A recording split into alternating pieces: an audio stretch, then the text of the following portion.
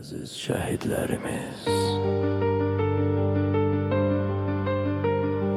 ey şehitler, siz Azerbaycan'ın ebedi qələbəsisiniz. Bu müdrik xalqın qəlbində yanan bir ümid məşəlisiniz. Düşmənlə döyüşdə ucalan qürur zirvəsi oldunuz hər biriniz.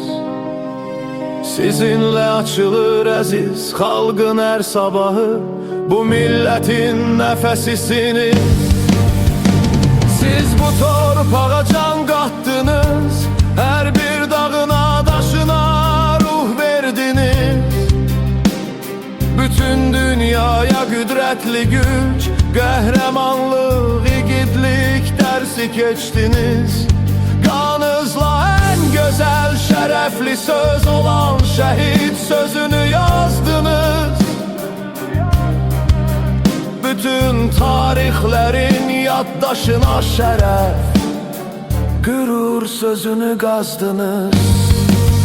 Sizin yolunuz bizim bir ant yerimizdir, dəyişməz əhdimizdir.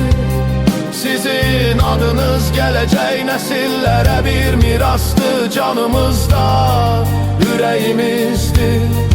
Qaldırdığınız şanlı üç rəngli bayraq millətimizin uca səması.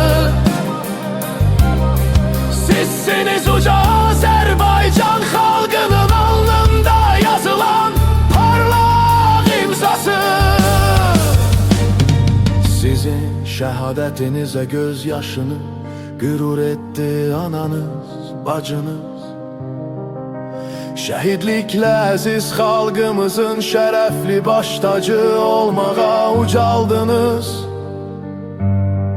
Bu şanlı vətən, bu xalq sizə minnətdar, yalnız sizədir borcumuz.